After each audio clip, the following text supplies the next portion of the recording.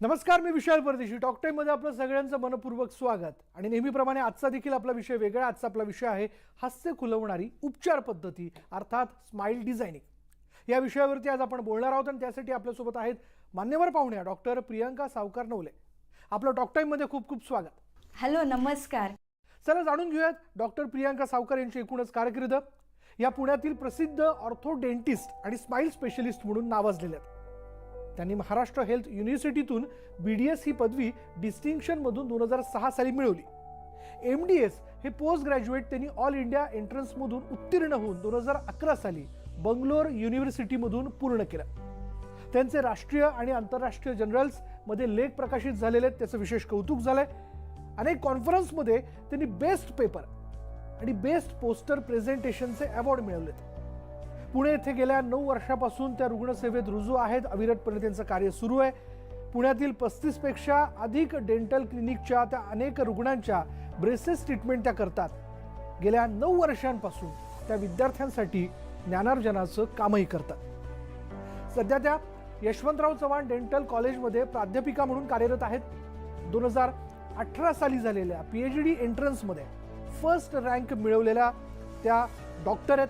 त्यांना 2017, 2018, 2019 या 3 वर्षात त्यांना orthodontist of the year, outstanding dentist of the year आणि heroic dentist of the year APJ Abdul Kalam national award मिळालेले आहेत.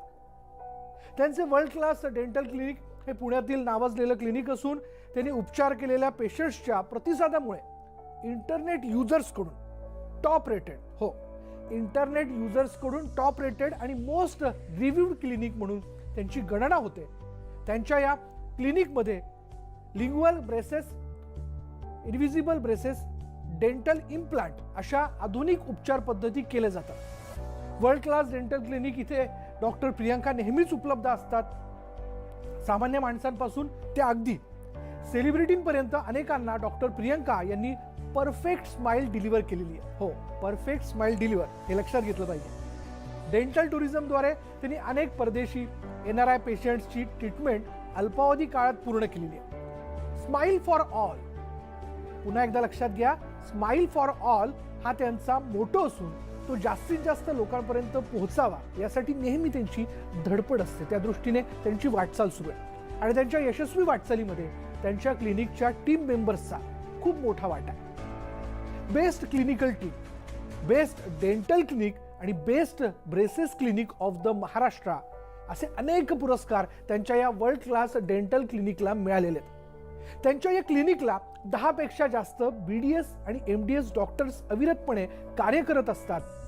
त्यांचं स्वतःचं डायग्नोसिस सेंटर हे क्लिनिकमध्येच असल्यामुळे ॲक्युरेट डायग्नोसिस म्हणजे अर्थातच अचूक निदान आणि ट्रीटमेंट प्लॅनिंग करणं त्यांच्यासाठी सहज शक्य आहे. आणि चला आज याच सगळ्या त्यांच्या कारकिर्दीनंतर अर्थात आपले देखील प्रश्न असतील ते जाणून घ्यायला हवेत. सुरुवात करूया त्या सगळ्या प्रश्नांना. डॉक्टर, माझा पहिला प्रश्न आपला असा आहे की स्माइल म्हणजे नक्की काय आणि त्याचे काही प्रकार असतात का?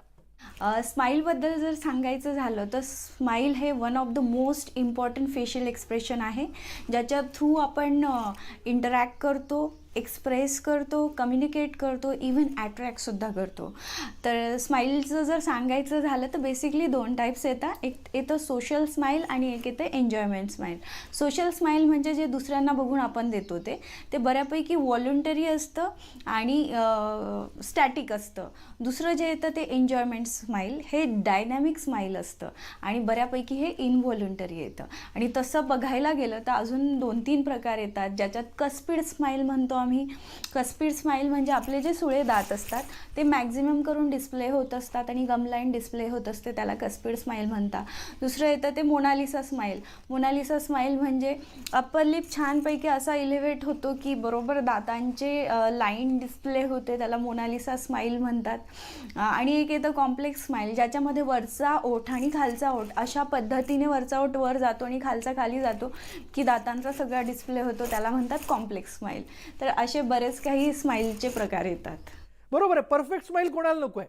म्हणून तर माझा पुढला प्रश्न असा आहे की स्माईल डिझायनिंगमध्ये नक्की कुठल्या गोष्टीचा विचार करावा लागतो, कारण हे फार महत्त्वाचं आहे आणि ते कोणासाठी करणं योग्य आहे. स्माईल डिझायनिंगमध्ये कुठल्या गोष्टींचा विचार करावा लागतो त्याबद्दल मी पहिले सांगते. जेव्हाही आपण स्माईल म्हणतो किंवा हास्याबद्दल बोलतो तर हे स्पेशली 3 गोष्टींनी बनलेलं असतं. पहिलं येतं ते soft tissue component. Soft tissue component म्हणजे तुमचा ओठाच्या आजूबाजूचे मसल हे येतात सॉफ्ट टिश्यू कंपोनंटमध्ये. सेकंड येतं ते म्हणजे डेंटल कंपोनंट. डेंटल कंपोनंट म्हणजे दातांची ठेवण. दात कसल्या पद्धतीने अरेंज झालेले आहेत, ते पुढे मागे आहेत का, वेडेवाकडे आहेत का, हा आला डेंटल कंपोनंट. आणि थर्ड येतो तो म्हणजे स्केलेटल कंपोनंट. स्केलेटल कंपोनंट म्हणजे दात हे जबड्यात रुतलेले असतात, तर त्या जबड्याची पोझिशन वर आहे, खाली आहे, मागे आहे, पुढे आहे, यानुसार स्माईलसुद्धा ॲफेक्ट होत असतं. तर ह्या 3 पार्टमध्ये स्माईल हे आम्ही डायग्नोज करण्याचा प्रयत्न करतो. आता दुसरा प्रश्न जो येतो तो म्हणजे स्माईल डिझायनिंग कुठल्या लोकांसाठी किंवा कुणी करावं. तर स्माईल डिझायनिंग हे प्रत्येक कंपोनंटमध्ये जे फॉल होतात किंवा ज्यानुसार त्यांचे प्रॉब्लेम आहेत त्या सगळ्यांनी करावं. पहिली गोष्ट तर ज्यांच्या हसताना खूप प्रमाणात हिरड्या दिसत असतील. दुसरं ज्यांच्या गम्स काळ्या पडलेल्या असतील. तिसरं मी सांगेल ज्यांचा वरचा ओठ छोटा असेल. चौथं वरचा ओठ खूप खाली आलेला आहे आणि हसताना बिलकुल दात दिसत नाही आहे किंवा हसताना जास्त पद्धतीने दात दिसतात आहे. त्यामध्ये पण अजून काही प्रकार येतात की काही दात तुटलेले आहेत, घासले गेलेले आहेत, काही सवयींमुळे किंवा दात घासण्याच्या सवयीमुळे दात घासले गेलेले आहेत. 6वं मी म्हणेल दात डिस्कलर्ड झाले, आयदर काही हॅबिट्समुळे किंवा फ्लोराईडच्या प्रॉब्लेममुळे दातांमध्ये डिस्कलरेशन आलेलं आहे, पॅची अपिअरन्स आलेला आहे. नंतर दात अशा पद्धतीने तुटले की तिथं क्राउन्स किंवा कॅप्सची गरज आहे. अशा पद्धतीच्या सगळ्या प्रॉब्लेमसाठी स्माईल डिझायनिंग एकदम चांगला ऑप्शन असू शकतो. इवन मी म्हणेल हिरड्यांचे जे विकार असतात, ज्याच्यामध्ये हिरड्या खूप खाली आलेल्या असणं किंवा अनइव्हन बॉर्डर्स असणं, यांच्यासाठी पण स्माईल डिझायनिंग एकदम परफेक्ट ऑप्शन असू शकतो. आता जेव्हा आम्ही स्माईल डिझायनिंगबद्दल बोलतोय, जसं आम्ही 3 मेजर कंपोनंट हे बघितले. एक तर आम्ही सॉफ्ट टिश्यूची ठेवण बघतो, दुसरं दातांची ठेवण बघतो आणि तिसरं जॉजची ठेवण बघतो. त्याचप्रमाणे अजून 4 गोष्टींचा विचार यात करावा लागतो, जो ह्या प्रोग्राममध्ये आपण डिटेलमध्ये डिस्कस करणार आहे. फर्स्ट येतं ते पोझिशन आयदर दातांची पोझिशन, जॉजची पोझिशन किंवा सॉफ्ट टिश्यूची पोझिशन. दुसरं येतं ते कलर, दातांचा कलर आणि सॉफ्ट टिश्यू किंवा गम्सचा कलर. थर्ड येतं ते साईज, दातांची साईज, नंतर गम्सची साईज. आणि फोर्थ येतं ते शेप, दातांचा शेप कसा आहे आणि गम्सचा शेप कसा आहे. तर ह्या 4 मेन मुद्द्यांवर आज आपण फोकस करणार आहे आणि त्या हिशोबाने बघणार आहे की स्माईल डिझायनिंग ह्या 4 पार्टमध्ये आपण कसं करणार आहोत ते.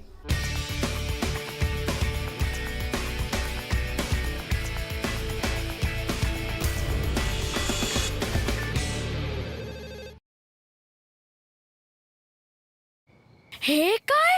हे गुड नाईट गोल्ड फ्लॅश आहे. फ्लॅश मोड वर फ्लॅश वेपर्स पोलिसांप्रमाणे कानाकोपऱ्यात लपलेल्या डाकू डासांना शोधून धप्पक धप्पक 30 मिनिटांनी नॉर्मल मोड वर ऑटोमॅटिकली प्रत्येक 4 तासांनी फ्लॅश वेपर्स पुन्हा येऊन धप्पक धप्पक. Good night gold flash. Germs आणि व्हायरस पासून कसं वाचायचं? सिंपल मॅजिकने. आधी पाणी, मग पावडर, शेक करा आणि गोदरेज प्रोटेक्ट मॅजिक तयार. भारतातला सर्वात किफायती हँड वॉश. रिफिल फक्त 15 रुपयात. काय दिसतेस? पण केस सोड ना, जास्त सुंदर दिसशील. पांढरे केस लपवते. सोड त्यांना, मी सांगते तुला. कलर जपणूक करणारा कलर. 10 पट जास्त ॲलोवेराची जपणूक नवीन गोदरेज एक्सपर्ट रिच क्रीमने. याचा नो अमोनिया क्रीम देतं रिच कलर आणि केस दिसतात soft shinier. Godrej expert rich cream या कलर मध्ये आहे जपणूक. 1 2 3 4 लपलेल्या डेंगू मलेरिया डासांची हार. हे खेळतात कधी टेबलाच्या खाली, कधी पडद्याच्या पाठी. मस्ती चालते नॉन स्टॉप. घर कमी यांचं प्लेग्राऊंड जास्त. घरी लपलेल्या डेंगू मलेरिया डासांना हरवा. 100% नॅचरल ऍक्टिव्ह वाला good night fabric roll on वापरा.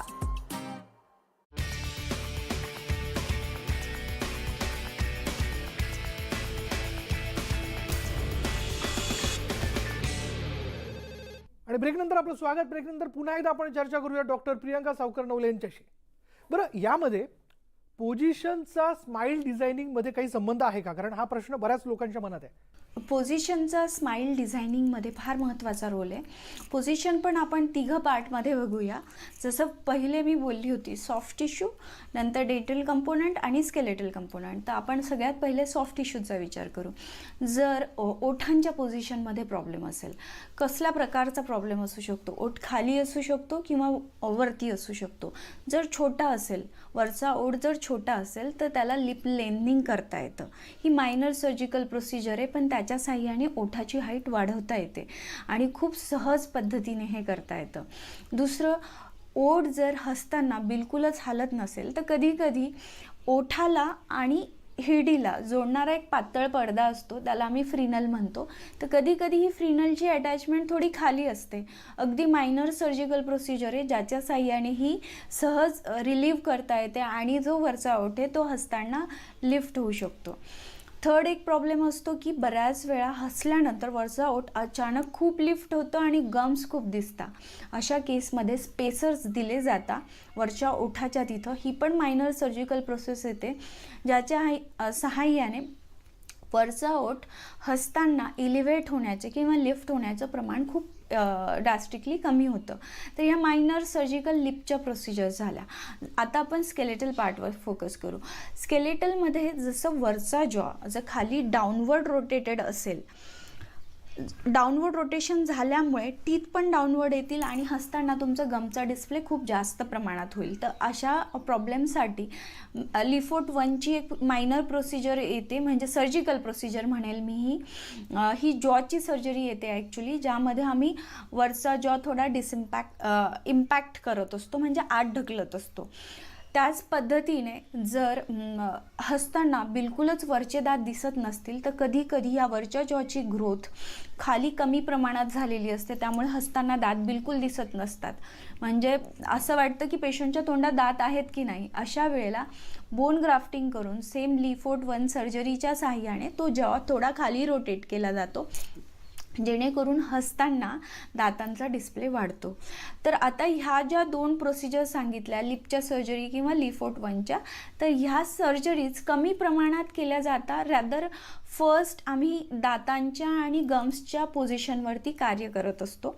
त्यामध्येच मॅक्झिमम प्रॉब्लेम सॉल्व्ह होऊन जातात. एकदमच 5% लोकांना सर्जरीजची गरज पडते.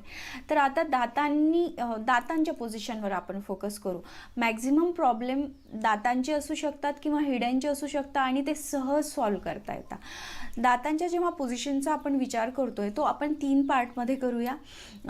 एक तर अँटेरो पोस्टेरियर मी म्हणेल, पुढची आणि मागची पोझिशन, म्हणजे दात पुढे असणं किंवा दात मागे असणं. दात जर पुढे असतील तर ब्रेसेसच्या सहाय्याने, ज्याच्यामध्ये सिरामिक ब्रेसेस येतात, मेटल ब्रेसेस येतात किंवा अलायनर्स येतात, याच्या सहाय्याने ते दात मागे घेतले जातात आणि स्माईल डिझायनिंग केलं जातं. जर दात खूप प्रमाणात मागे असतील तर ते प्रोट्रॅक्ट केले जातात. सेम ब्रेसेसच्या सहाय्याने लिंग्युअल ब्रेसेस पण बसवले जातात, जे दातांच्या आतून असतात आणि हे दात प्रोट्रॅक्ट केले जातात. दुसरं, जेव्हा तुम्ही स्माईल करताना स्माईल हे नॅरो असेल तर अशा वेळेला खूप मोठे ब्लॅक ट्रायंगल चीक आणि दातांच्या मध्ये दिसतात. तर अशा वेळेला स्माईल हे आम्हाला एक्सपांड करावं लागतं. हे झालं ट्रान्सव्हर्स पोझिशनबद्दल किंवा मी म्हणेल हॉरिझॉन्टल पोझिशन दातांच्या. तर अशा वेळेला आम्ही दात हे थोडे एक्सपांड करत असतो, डेंटल आर्चेस एक्सपांड करत असतो, जेणेकरून स्माईलचा फुलनेस वाढतो आणि स्माईल हे छान दिसायला लागतं. आणि जसं आता आपण बघितलं त्याचप्रमाणे अजून एक पार्ट येतो, व्हर्टिकल पोझिशन दातांच्या. जर दात खूप प्रमाणात खाली असतील तर हसताना गमी डिस्प्ले वाढलेला असतो. अशा वेळेला ते दात बोनमध्ये ढकलले जातात ब्रेसेसच्या सहाय्याने, तर त्यांना आम्ही इंट्रुजन म्हणतो. सेम दात जर हसताना बिलकुल दिसत नसतील तर वायरच्या सहाय्याने ते एक्सट्रूड केले जातात, जेणेकरून त्यांचा डिस्प्ले छान प्रमाणात वाढतो. तर अशा पद्धतीने इंट्रुजन आणि एक्सट्रुजन ह्या 2 प्रोसिजरने व्हर्टिकल जे दातांचे इश्यू असतील ते सॉल्व्ह केले जातात. आणि हे सगळे जे दातांचे मी प्रॉब्लेम म्हणते, हॉरिझॉन्टल, व्हर्टिकल किंवा अँटेरो पोस्टेरियर, हे सगळे प्रॉब्लेम विथ ब्रेसेस सॉल्व्ह करता येतात. ब्रेसेसमध्ये पण मी सांगेल की क्लिअर अलायनर्सच्या सहाय्याने अगदी कुणालाही न कळता तुमचं परफेक्ट स्माईल डिझायनिंग करता येतं. आता आपण लास्ट कंपोनंट बघूया, जो म्हणजे गम्सचा आहे. जर गम्सच्या पोझिशनमध्ये प्रॉब्लेम असेल, जर गम्स तर अशा वेळेला क्राऊन लेनिंग नावाची एक छोटीशी प्रोसिजर असते, जी आम्ही लेझरच्या साह्याने पण करतो किंवा स्काल्पेल ब्लेडच्या साह्याने पण करतो. अगदी एका दिवसात होणारी प्रोसिजर आहे, जेणेकरून गम्सच्या मार्जिन ह्या वर लिफ्ट केल्या जातात आणि दातांचा डिस्प्ले हा वाढवला जातो. तर हे असं 4 पार्ट्समध्ये मी तुम्हाला डिवाइड करून सांगितलं समजण्यासाठी. बरोबर, हे लक्षात घेतलंच पाहिजे.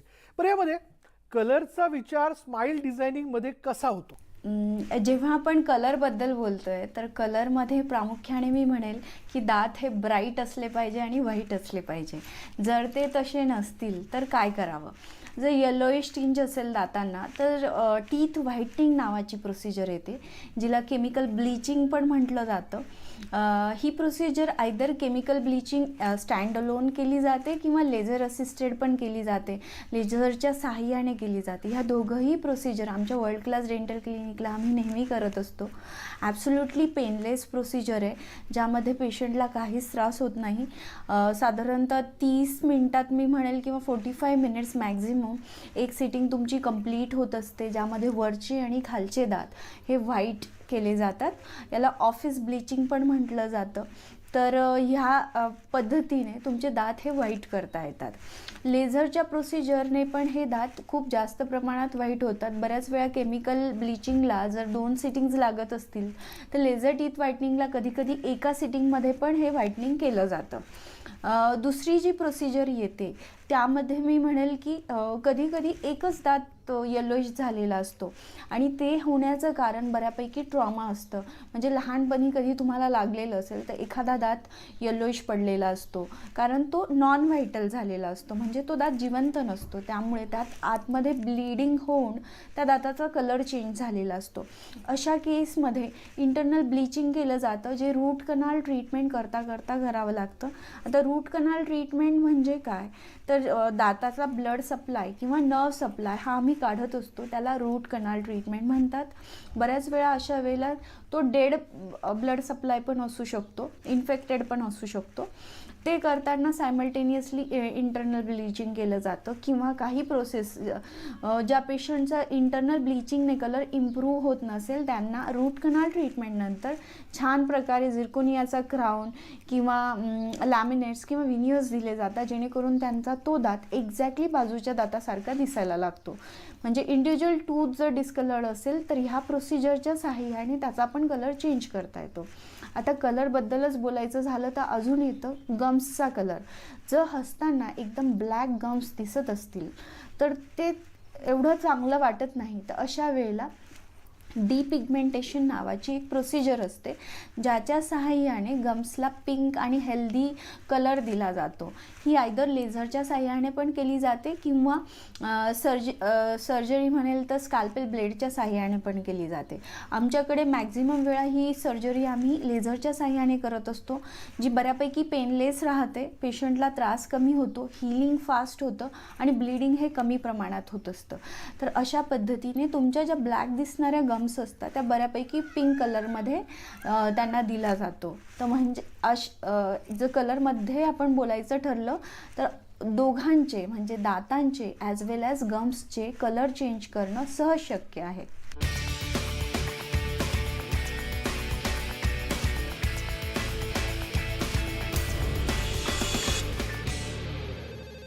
बरं, अर्थात पुढला प्रश्न माझा असा आहे या सगळ्या याच्यात की शेप अँड साईज याचा रोल स्माइल डिझायनिंगमध्ये किती महत्त्वाचा पार्ट आहे, म्हणजे महत्त्वाचा भाग आहे? साईज आणि शेप जेव्हा आपण बोलतो स्माइल डिझायनिंगमध्ये तर मोस्टली याच्या 2 गोष्टींचा समावेश होतो, दात आणि हिरड्या. आता दातांच्या साईजमध्ये आणि शेपमध्ये जर इश्यू असतील तर मोस्टली ते कशाच्या रिलेटेड असतात? कधीकधी अचानक एखादा दात छोटासा असतो पुढे असलेला, मोस्टली तो लॅटरल इन्सायझर असतो, जो मालफॉर्म असतो, पेक शेप लॅटरल म्हणतो आम्ही त्याला. तर अशा वेळेला ते स्माईल करताना बाकीचे दात वेगळे दिसतात आणि हा दात एकदम ऑड दिसतो.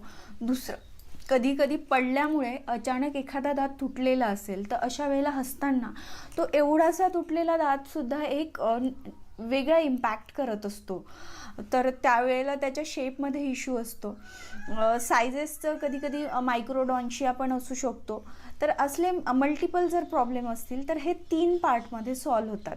पहिलं तर कंपोजिट फिलिंग म्हणजे हे पूर्वीच्या काळी जसं चांदी भरली जायची तसं आजकाल व्हाईट कलरचं फिलिंग येतं, ज्याला अँटेरियर मोस्टली आम्ही अँटेरियरसाठी किंवा पोस्टेरियरसाठी, आजकाल तर कंपोजिट फिलिंग हे सगळ्याच दातांसाठी वापरलं जातं. एक्झॅक्टली दाताच्या शेडमध्ये ते मर्ज करता येतं.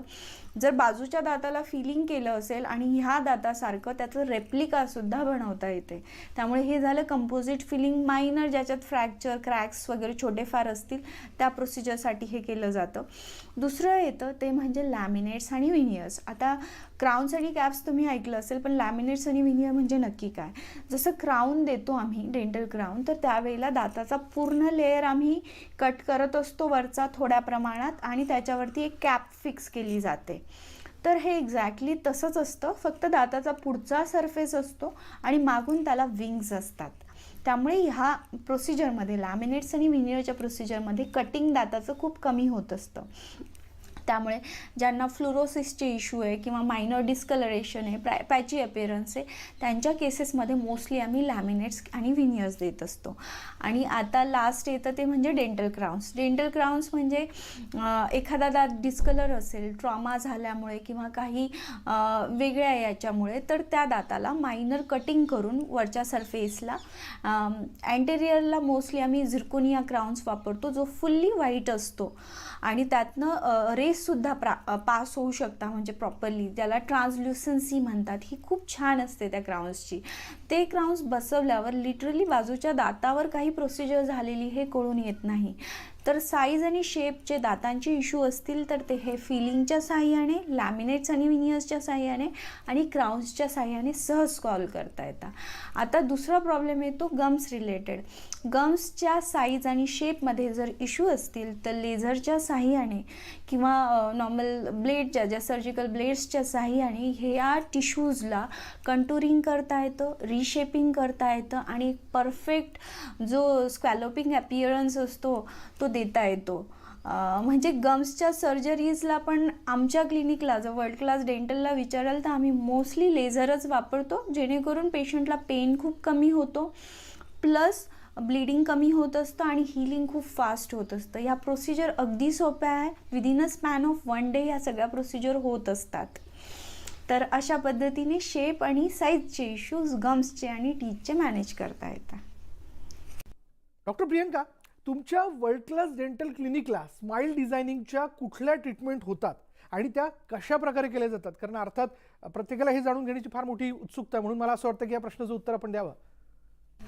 आमच्या वर्ल्ड क्लास डेंटल क्लिनिकला स्माईल डिझायनिंगच्या सगळ्याच प्रोसेस होत असतात. त्यामध्ये प्रामुख्याने सांगायचं झालं तर जेव्हा पेशंट आमच्याकडे येतो त्यावेळेला पॅनलमध्ये आमच्या प्रोस्थोडॉन्टिस्ट म्हणजे जे क्राउन्स आणि विनियर बसवतात ते, प्लस पेरिओडॉन्टिस्ट म्हणजे जे गम्सचे प्रॉब्लेम सॉल्व करतात ते, प्लस ऑर्थोडॉन्टिस्ट जे दातांच्या पोझिशन चेक करतात ते, आणि फोर्थ म्हणजे सर्जन म्हणजे जे जॉसच्या पोझिशन ॲनालाइज करतात ते. हे सगळे असल्यामुळे पेशंट आल्या त्यांचे काही एक्सरेज घेतले जातात, फोटोग्राफ्स घेतल्या जातात आणि सेम डेला हे सगळ्यांकडे सर्क्युलेट होत असतं आणि आमचं एकमेकांबरोबर डिस्कशन होतं. त्या हिशोबाने पेशंटचं ट्रीटमेंट प्लॅनिंग केलं जातं.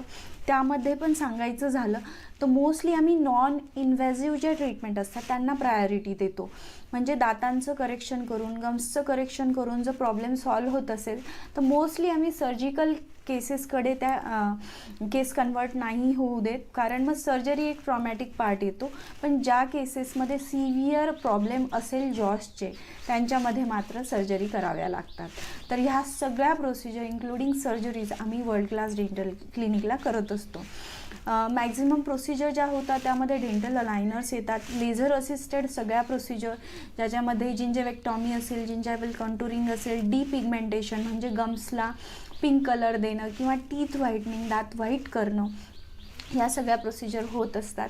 अलॉंग विथ दॅट एक्स्ट्रा जी प्रोसिजर मी सांगेल ती म्हणजे ब्रायडल स्माईल मेकओव्हर. तर ब्रायडल स्माईल मेकओव्हर म्हणजे ज्यांचे नुकतेच लग्न ठरलेले असतात अशांसाठी आम्ही within a span of 3-4 days सगळ्या पद्धतीच्या स्माईल डिझायनिंगच्या प्रोसेस लवकरात लवकर करून देत असतो, जेणेकरून त्यांना त्या परफेक्ट डेला त्यांचं परफेक्ट स्माईल मिळालेलं असतं. मग गम्सचे प्रॉब्लेम असतील, दातांचे असतील किंवा क्लिनिंग किंवा व्हाईटनिंग, ह्या सगळ्या प्रोसिजर त्यात येतात. आणि त्याचबरोबर आम्ही डेंटल ज्वेलरी पण खूप पेशंट्सला देत असतो, ज्यामध्ये एक छोटा डायमंड फिक्स केला जातो मोस्टली कनाईन्सवरती किंवा सुळ्यांवरती, जेणेकरून स्माईलला तो एक्स फॅक्टर ॲड होतो आणि स्माईल हे एकदम डॅझलिंग होतं. धन्यवाद डॉक्टर प्रियंका. खूप छान पद्धतीची आपण माहिती देऊ केली, कारण हास्य हे आयुष्यात खूप महत्त्वाचं आहे आणि ते देण्याचा प्रयत्न आपण सगळ्यांना करता. म्हणून ही जर परफेक्ट स्माईल आपल्याला हवी असेल तर जरूर या सगळ्या गोष्टींचा विचार करा. यानंतर आज टॉक टाईममध्ये इथेच थांबणार आहोत. पहा फक्त न्यूज 18 लोकमत.